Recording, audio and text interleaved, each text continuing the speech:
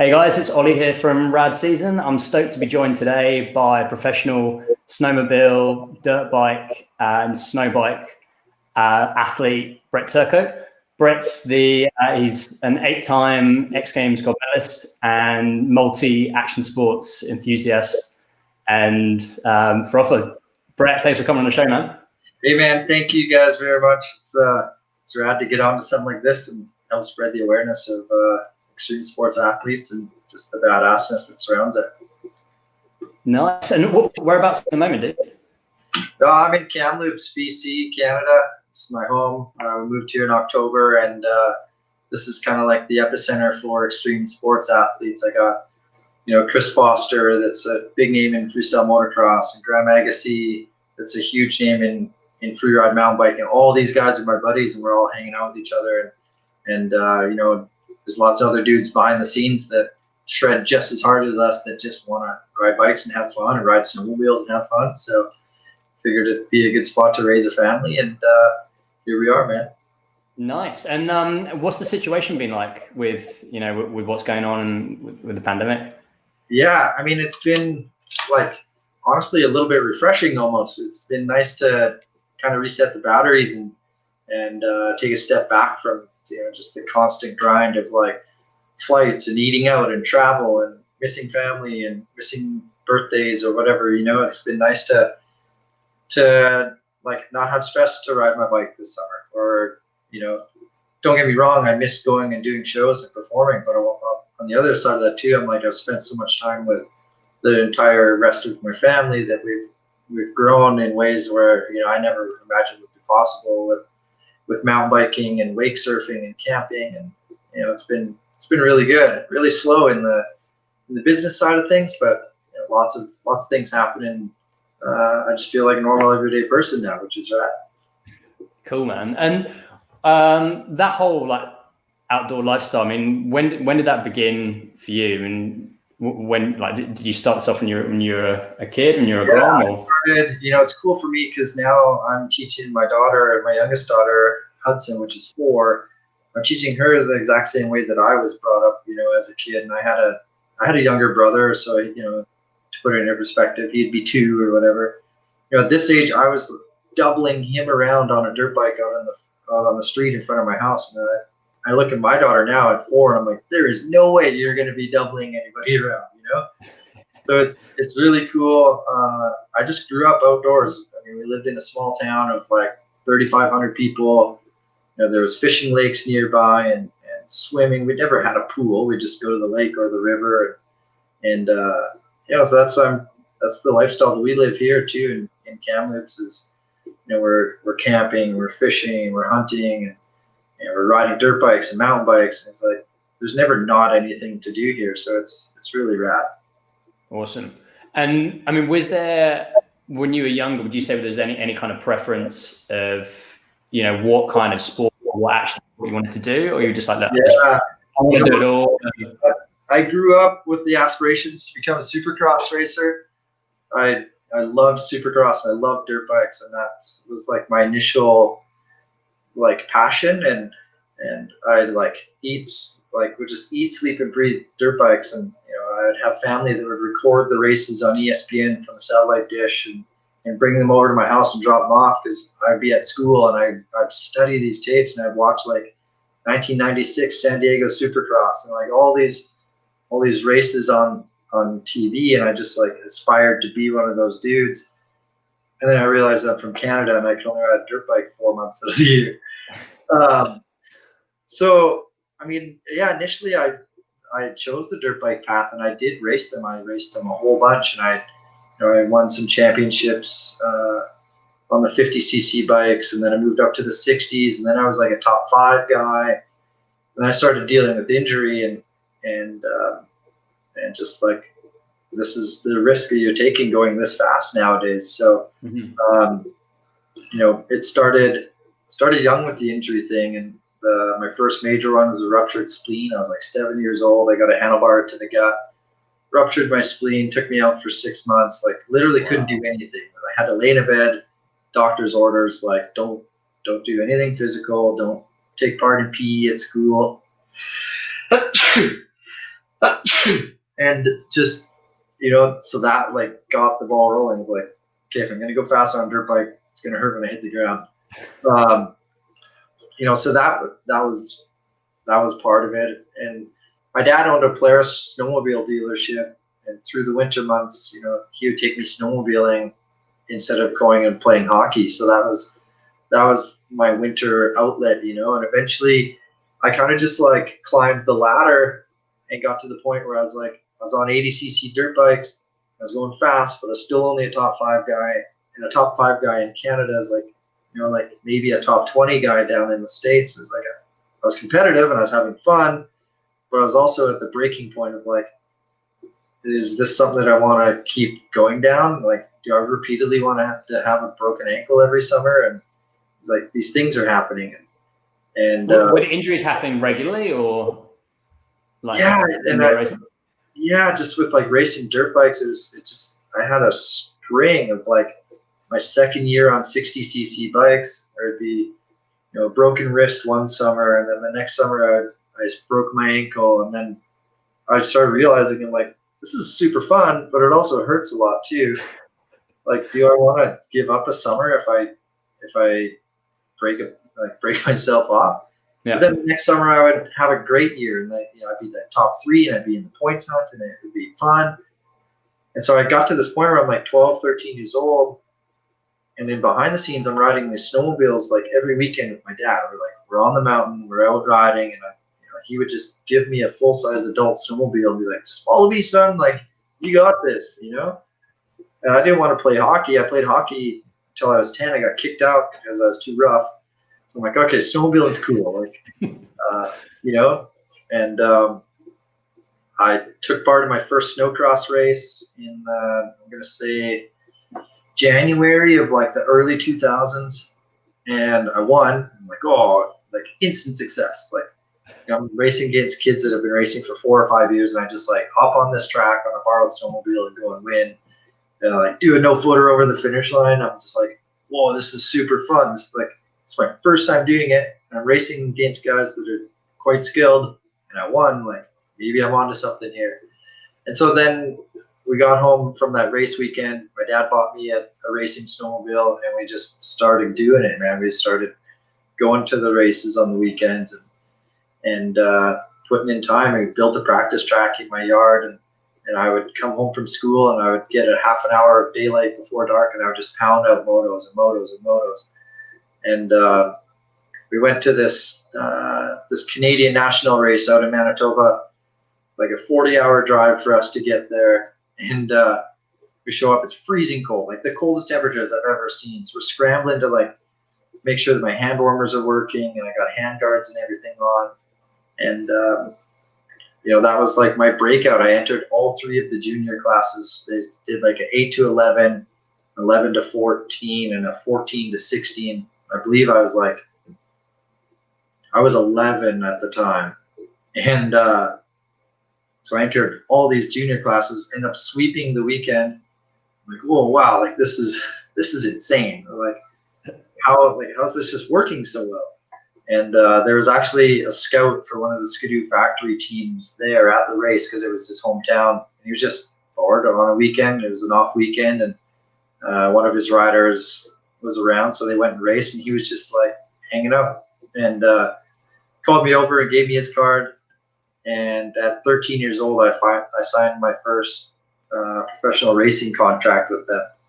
And it was crazy. At 13, I had a professional racing contract, and I was starting to live the dream. I was getting free snowmobiles. I was traveling the world. I was making money in high school without having to go to a job and pumping gas at my dad's gas station. It was like the ball just started rolling and growing from there.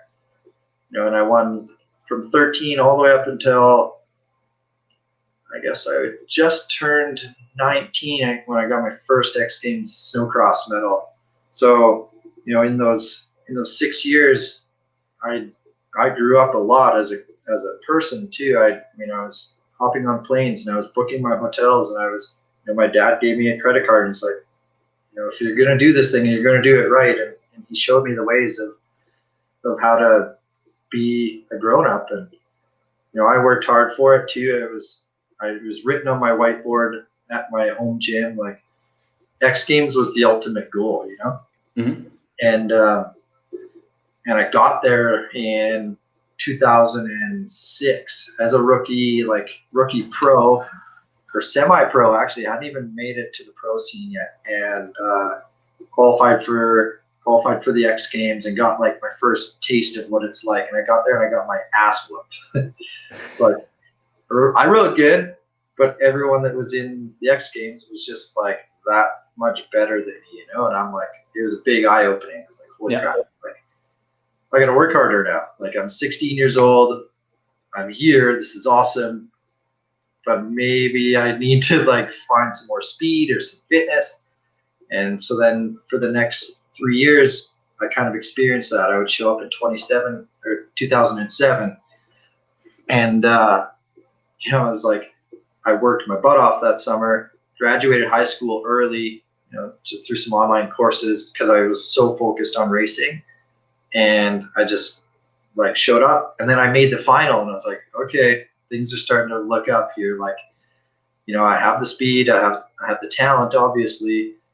And actually at that time, it just came down to fitness because I was young, and I took it for granted, and I didn't work hard enough off of the machine to actually excel. So, were you just training more then, like between races and that? Yeah, you sort of thought, I'll take it more seriously, and just took everything a lot more seriously. And I think honestly, graduating high school early for me was a huge one because that was a huge distraction. It's like, I'd have to in 2006, I'd be attending school and getting 2 or 3 days of schooling, then hopping on a plane and going to the next race, and then coming back, and then while I'm in race mode, I'm not worried about homework. Like I'm just like, I'm living it. I'm doing it. So getting the school distraction pushed to the side was actually, I think, one of the biggest things that just gave me more time to ride, and it gave me more time to focus on how to be better. So the year of 2008 comes in. I moved up to the pro class on the national series and show up to X Games. It was insane track that year. Like, all the jumps were just like super peaky. Normally we try and jump to landings that are nice and rounded like this. And we show up and everything's just like peaked. And I'm like, oh, this is gnarly, but I like it because it like separates the boys from the men. And I've jumped mountain bikes enough. I've jumped BMXs enough. Like, I understand that, you could go from point A to point B and it could be like this. Just get there. And there's 3 other team members on my team that didn't make the main, and I did. And I was like, okay, now I got the entire pressure of the team on my shoulders. Like, I'm going into this final. I'm lined up against Tucker Hibbert, like, one of the most winningest X Games snowmobile athletes of all time. I have my coach, my teammate, and like absolute idol, Blair Morgan, running the pit board for me. And, he's bummed out because he doesn't make the main. He's supposed to be Tucker's biggest rival. Then he's got this rookie kid that just shows up and is in the main. So it was actually quite motivating to have that.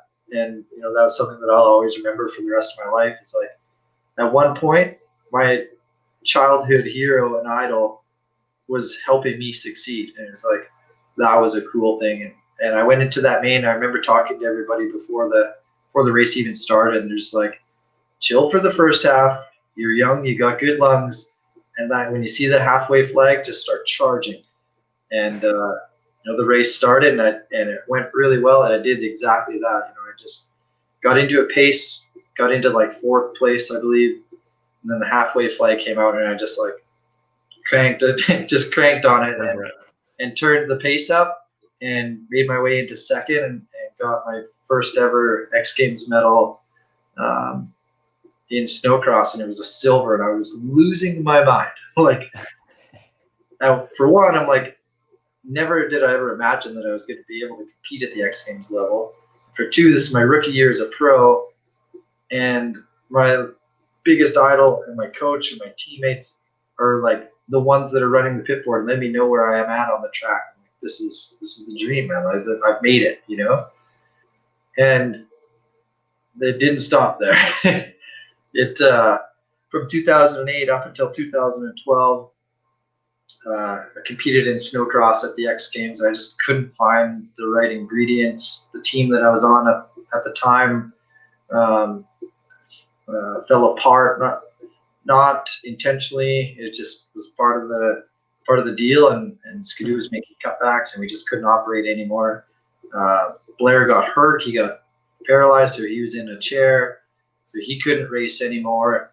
And it was just a really tough scene. I had the best team in the world to be on, and then all of a sudden it was gone. And I felt like I had to start over from scratch again, and I just couldn't find something that would mesh with my program. And you know, I got to the point where I was like, okay, this isn't fun anymore. I'm working my ass off. At this point I had, hold on. Evie, Hudson's not home. Okay? No. She's shopping. Neighbor kids, man. They just, okay, just put it on the step. Yeah. Neighbor kids want to come play. Anyway, so I get to the point, it's 2012. I've had my first child at this point, Tessa, and I'm working my ass off. I'm working a full-time job at home because racing isn't paying the bills, and I'm trying to be a successful snowmobile racer, and it's just things aren't adding up. And I got to the point where I'm like, okay, racing isn't fun. I don't want to do it if it's not fun, because it stresses me out to even think about what's the next step. And that's where the transition from racing into freeride snowmobiling became a thing. And I told my dad and my family around, and my dad was like heartbroken, and my family's like, oh, like, I don't know, like, you've put so much into this, and you know, you've got a medal at the X Games, and like, why don't you just keep doing it, like, even at a smaller scale? And I was just like, honestly, I'm over it. Yeah. Do you reckon that was were you putting too much pressure on yourself, and then you weren't so. enjoying it because of that, or winning that medal in 2008? It's like, not like it was a gift, but it was like, here, you've done the work. Here's your reward. And then the following years after that, I'm like, I'm a silver medal guy. I need to be the gold medal guy. And it's like, yeah, just compounding pressure onto myself. And it's like, I think I went the other way, you know. So 2012, I make the decision. I'm a skin freeride guy. I had some backing from some sponsors that were into the freeride and the film scene, and they were into it, and I decided to do that, and it was the best winter I'd had in years. I didn't go to the X Games. I had no stress. I rode with my buddies. You know, I just had a good time, and you know, that was the start of where we're at now. Is cutting the racing out of my life and just focusing on having fun. A lot like what Jeremy Stenberg has done in the freestyle moto scene. It's like, doesn't want to ride contests anymore. He wants to make videos of him flipping his friends off and having fun on 110s and riding dirt bikes for fun now, you know. And I feel like that was the step that I took, and it's been a blessing for sure. Nice. And then was that at the same time that you then transitioned into freestyle? And so you know, you were sort of combining freeriding and freestyle. Yeah, right? freeriding and freestyle were kind of going hand in hand. And you know, kind of the last couple of years of my racing years, I would like sneak a couple of ramp hits here and there with buddies, and you know, I got a taste of what it was like to ride a ramp, and oh, this is pretty cool, you know. And so I'm going to say 2014 was the first year that I backflipped a snowmobile, and I did it out in the hills with some buddies. We were filming a project and flipped snow to snow first hit. I'm like, oh, like, okay, this is rad. Like, this is insane. I never would have imagined this. And you know, I had met my wife, Nikki, a year prior, and she was pushing me to, you know, she was pushing me, but she was also supporting me with, you know, with the kids and with everything else going on behind the scenes. I was working full time. It was gnarly.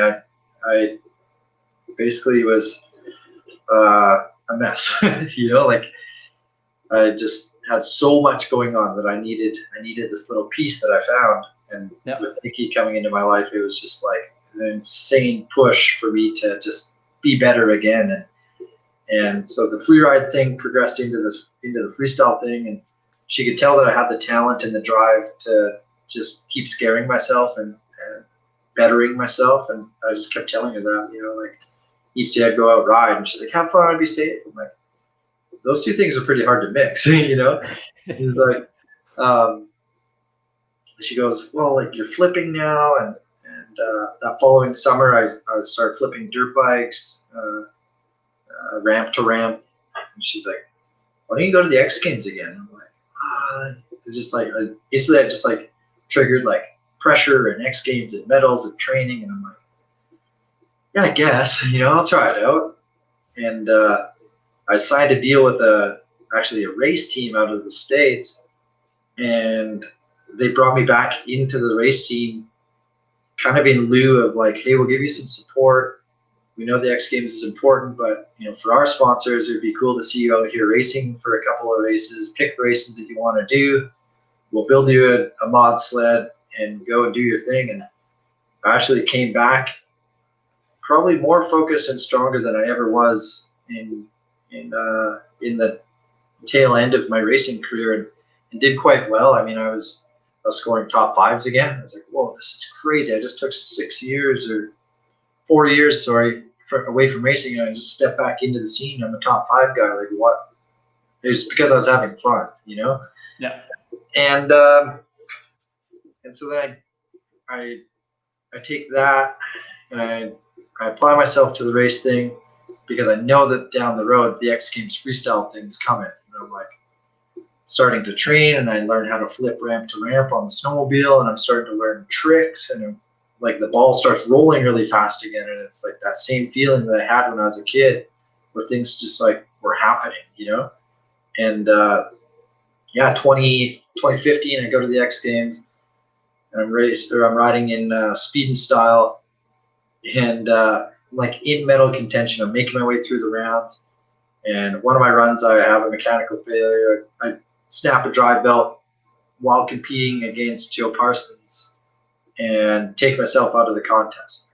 Like, that sucks. Walk off the course, and Joe moves on to the next round, wins in there, moves on to the next round, and he's up against Colton Moore.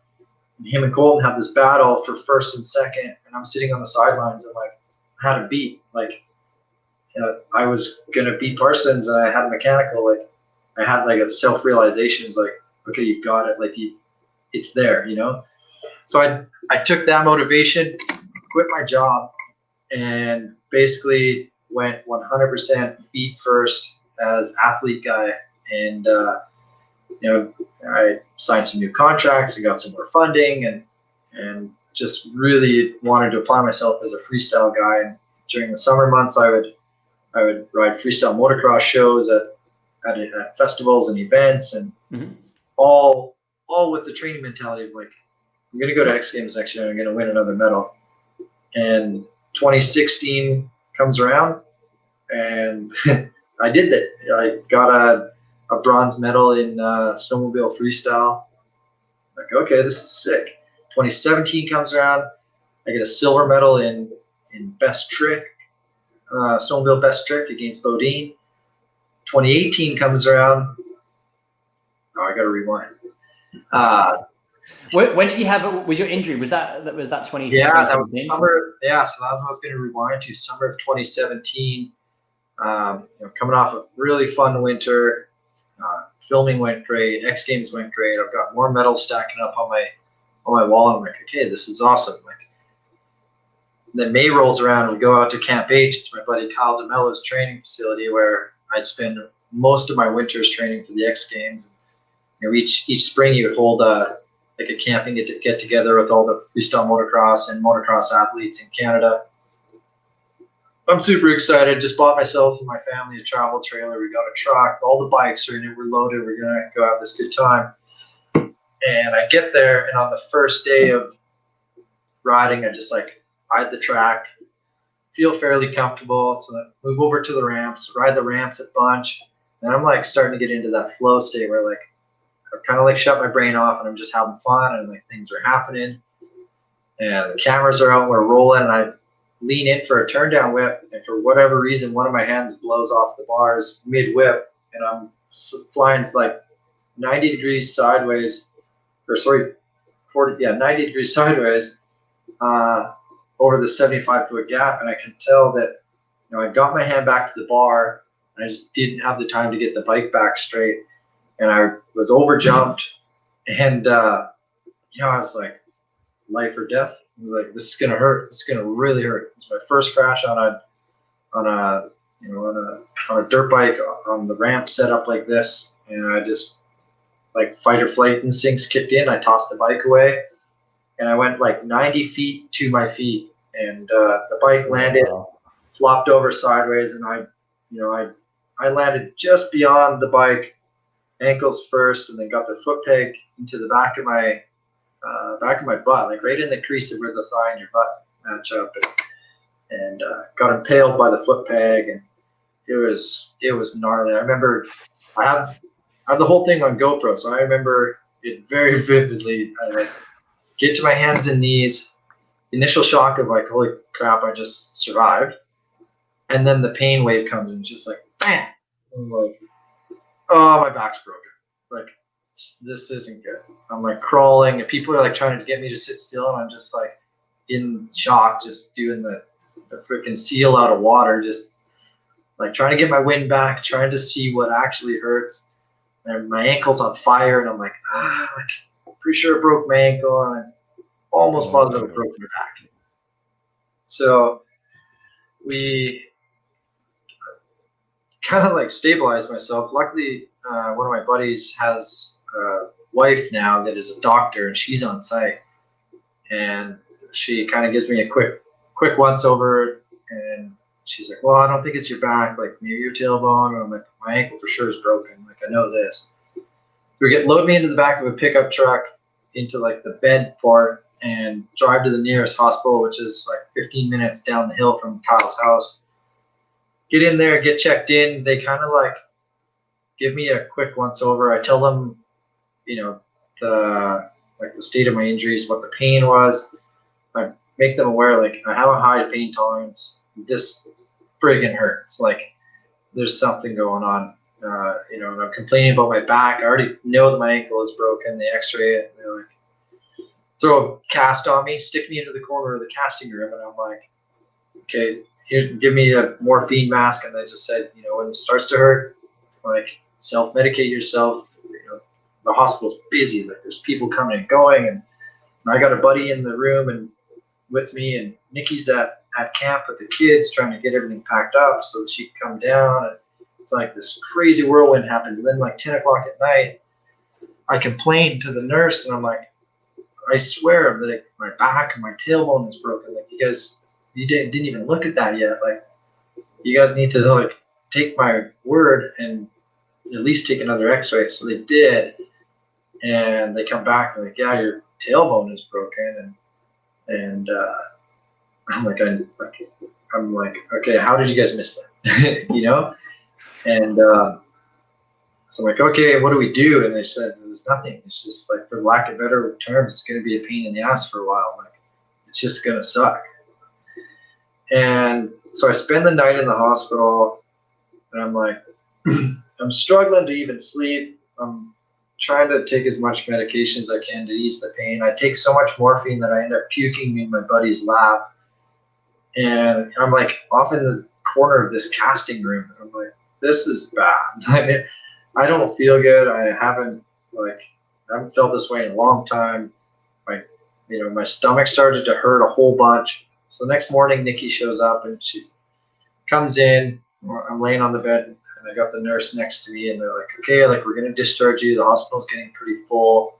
You know, go home, rest, don't move around too much.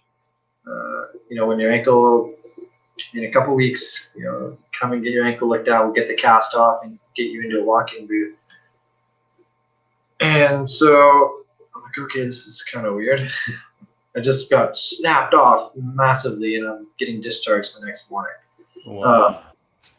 So they cart me out in a bed, like shuffle me into the box of into the backseat of my truck, and basically was like, "Okay, see ya." And we get halfway home, and I'm freaking out. I'm telling Nikki, like, my stomach hurts, my back hurts, my ankle hurts. Nothing is helping my stomach pain. Like, I haven't pissed in I don't know how long. Like, we need to go to the nearest hospital again. Like, I feel like maybe there's something missed here. And so, it's another 2-hour drive to the nearest hospital. We get close to the city of Kamloops. We call the hospital, tell them that we're coming. They suggest calling an ambulance so that we can have an ambulance on site to get me in faster. So we do that. So we pull into the hospital. The ambulance is there. There's a bed waiting for me. They put me on the ambulance bed, run me into ER and into the trauma unit. And the trauma nurse looks at me and she's like, doing the stomach feel, and she's like, "Holy, like, your abdomen is quite solid. Like, when's the last time you went pee?" I'm like, "I don't know, maybe 20 hours." She's like, "What?" And I'm like, 20 hours ago, maybe. And so then they rush me in. Like, I'm to the front lines of service in the hospital here in Kamloops, and instantly they do a ultrasound, and she's like, "Holy, like, you're close to going septic. Like, your bladder's going to burst here any minute." So they take care of that. They give me a catheter, get everything stabilized, and then they start going over my injuries again, and my red blood cell count is plummeting, and my body is starting to shut down, and so then I ended up in ICU for 2 days, and just getting stabilized again, and 2 blood transfusions, and trying to rebuild my iron. My wife's bringing me smoothies that taste like garden dirt, and just like, I worked with a nutritionist and tried to get everything going back normally again, and that took a week and a half of hospital time to come out of that. And it was like, get the red blood cells going again, let the internal bleeding calm down. Finally, my ankle pain subsided. They diagnosed it as a broken talus in my ankle. Nothing they could do about it. And yeah, the tailbone, for lack of better terms, was a pain in the ass. I couldn't sit. I couldn't lay on my back to sleep. It was gnarly. So what was the recovery time on that then? Like, before you could even do anything? I got hurt in May, end of May, and I did everything by the book. I just I had a really good doctor, I had a really good physical trainer. My nutritionist was on it, and I was back riding freestyle motocross in 3 months. So yeah, so June, July, August. End of August, I was back riding ramps again. And nice. That's how I recovered from that. I'm like, okay, like, 30 years old now, but I still can bounce back, and after surviving through that, I'm like, what's next? Like, because I had those dark days where I'm like laying at home in bed, busted up, and laying at home in bed, busted up, and I'm like, am I even going to compete again? Am I going to remember how to ride a dirt bike? Like, how's this going to affect my snowmobiling? Because at this point, snowmobiling is my life. Like, it's paying the bills. I got a great life. Kids are happy. We got toys. We're doing stuff. And so, yeah, there's lots of unknown. And I just went into the winter of 2018 with the mindset of, if I could live through that, I could live through anything. And so I started trying like crazy tricks and like body varial tricks, and trying to push the sport of snowmobiling to a new level, because I feel like I just sat at home and I watched years and years and years and years of footage of just the same tricks being done over and over and over again, and getting scored differently with different winners. And I'm like, okay, I want to do something that is different, so that if I win, it's an exclamation point of why. And I did that. I came out with a body varial trick called the Cali roll, and did it in the opening run of both of my runs in 2018 in Snowmobile Freestyle. Won myself a gold medal there, as well as I won a gold medal in Snowmobile Speed and Style the night before. So it was just like the ultimate high is like such a contrast to the low that I had that summer. It was insane. An X Games gold, like these two that are right here, those are my first 2 golds, and it's like I still, like, this is my office. I walk in, it's the first thing that I see, and it's like, how is that even possible? I went from losing 60% of my blood in the summer and like literally, almost dying, to now I've got 2 X Games gold medals. Like, you watch it in my interviews and stuff at X, I'm just like, I'm speechless. I'm a fairly well-spoken man, but I'm like on TV and Diana's talking to me and I'm just like, I don't know. Got Ricky Bobby sitting like, I don't know what to do with my hands, And so that was crazy. And followed it up in 2019 with a silver medal in Snowmobile Freestyle and a silver medal in Snowbike Best Trick. And here we are, 2020. Got myself a X Games Snowbike Best Trick gold. That was crazy. I mean, last year was the hardest X Games that I've ever had. Everybody was at such an insane level. I was bringing a new trick.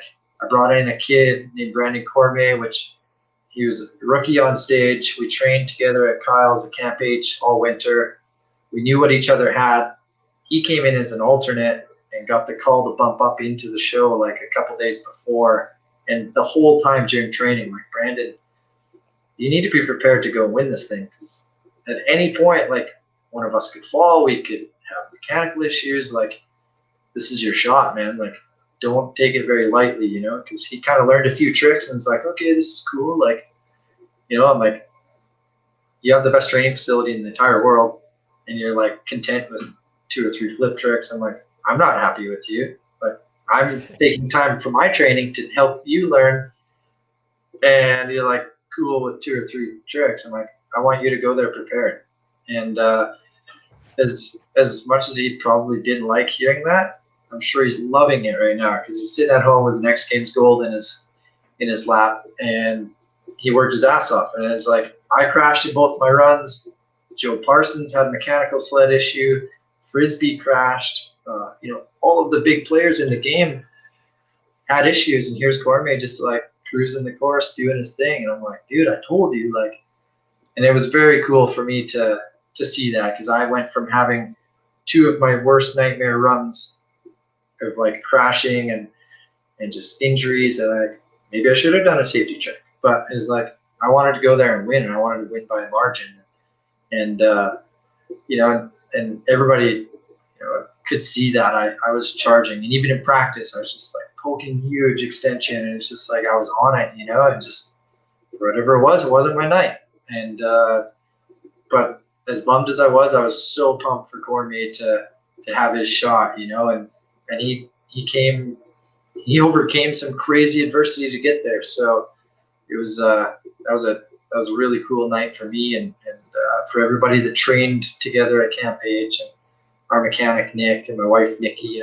We're cooking meals for Brandon and making sure he's got places to stay. And like, it was a huge group effort, and so that was very cool to be a part of. And then this medal here, just like, man, X Games was gnarly last year, and there was guys trying front flips and there's guys trying body varials, and I just stuck with what I knew and made the best of what I had. The ramp setup wasn't the best and it wasn't as poppy, so the trick that I initially wanted to do was not even remotely possible, and I had to like basically go back and dig into my roots. And it's like, okay, I've done a super flip on a mountain bike in like 2010. Like, it can't be that hard on a dirt bike.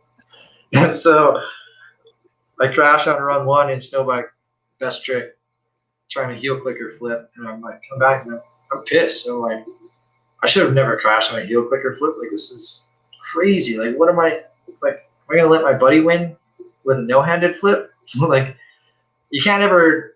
Yeah, I guess you can't ever discount the smaller tricks, but I'm like, I know that I'm better than this. Like, what can I do? Like, and I remember Diana coming over, and she could tell that I was bummed, and she's like, you know what, Brett? Like, just go do something that you know that you can do.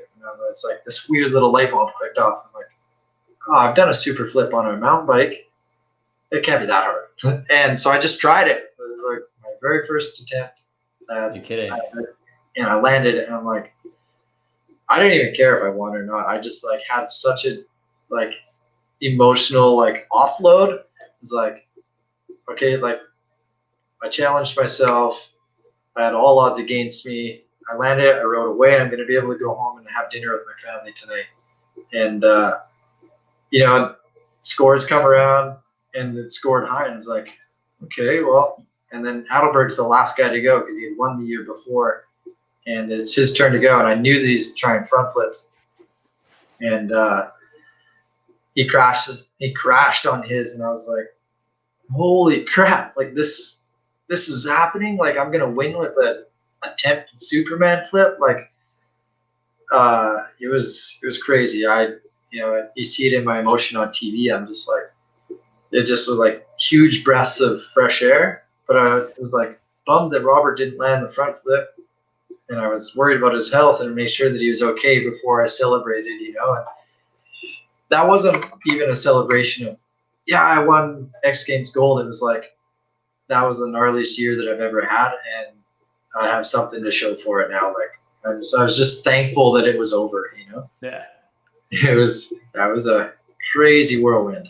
And where do you see like the progression in the sport and the innovation now? I mean, with you guys at Camp H, and you know, are you sort of pushing each other? Are you kind of going back to, you know, digging in the roots and sort of thinking, okay, like how can we sort of mix old tricks? Yeah, and definitely. I mean, we have like study sessions where we'll just sit on YouTube and watch old clips and like watch like stuff that people were doing in the 90s and 2000s on dirt bikes or BMXs. And I mean, I could rightfully say that there's 3 or 4 tricks that I left alone in the foam pit that I want to come back to because I know that they'll help me win again. And these are all things that where we build this team dynamic with Camp H. Kyle is an absolute animal on a dirt bike and on a snow bike. You know, like guy can double flip dirt bikes and he can do anything he wants on a snow bike. And he's the world's first to land a front flip on a snow bike. And you know, we get all these mentalities together and then we just start like trying stuff. And it's like, there's stuff that we just throw out the window right away, like 2 tries in. And there's stuff where we like pulverize ourselves into the foam pit repeatedly, just to get one success. And then once you feel that successful one, then you start going through the motions of like trying to hammer in the muscle memory. And yeah, it's a crazy dynamic, especially, you know, with him pushing so hard on the moto and then watching him succeed on the snow bike.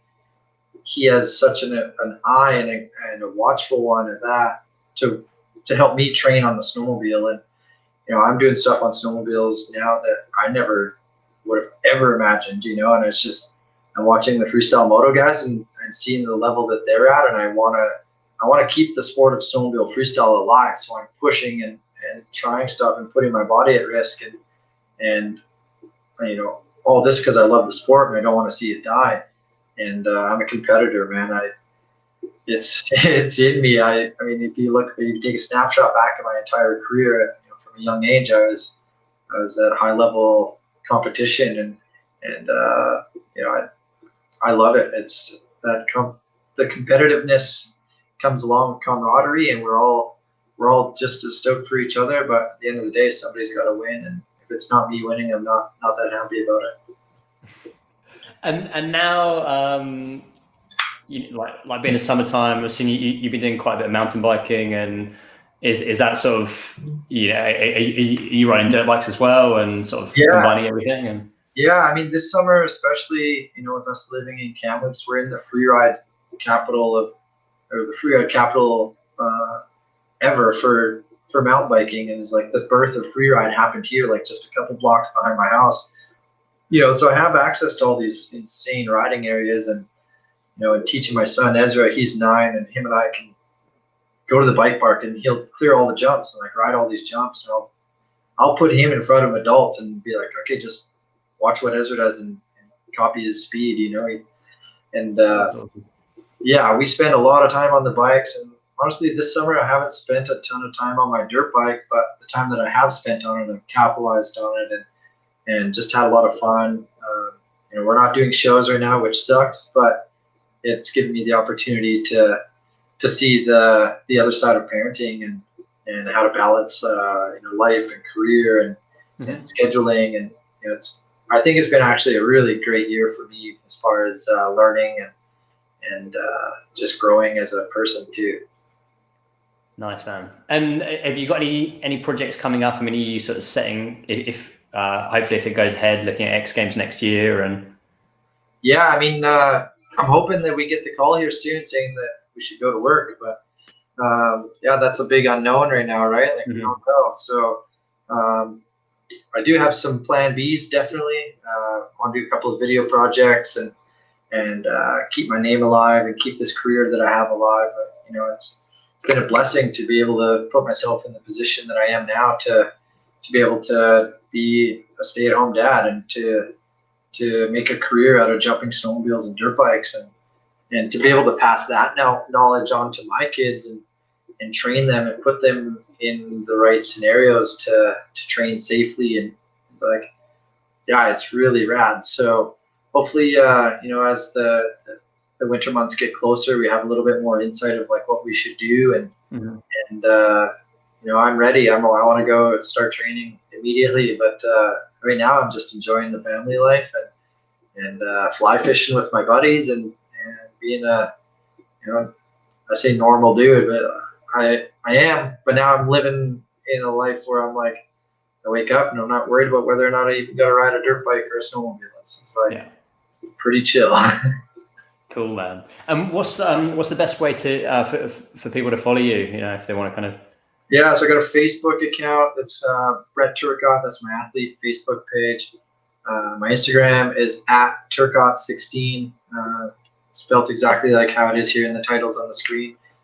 And I'm working on my YouTube page right now, and it's growing pretty fast. I've just been trying to keep up with production of content. It's I do all my own social media and I do all my own filming and all my own editing. And it's like, beside that, I gotta make sure that there's meals on the table and my kids are in clean clothes and their bikes are ready. You know, I got lots going on. So you're a busy man, dude. Yeah, definitely. I mean, it's one of those things. But yeah, check out my YouTube account. I'd love for people to start tuning into that. I'm trying to show a lot more behind the scenes of what actually goes on in a season for me, and you know, there's lots of my training content on there. There's mountain biking videos. There's fishing videos. I'm just trying to show it all. You know, a lot of people just see the guy on X Games and then boom, it's gone. So yeah, trying to show, you know, like just the outdoor lifestyle, man. I do a lot of stuff outside. I don't like being caged in by walls. So.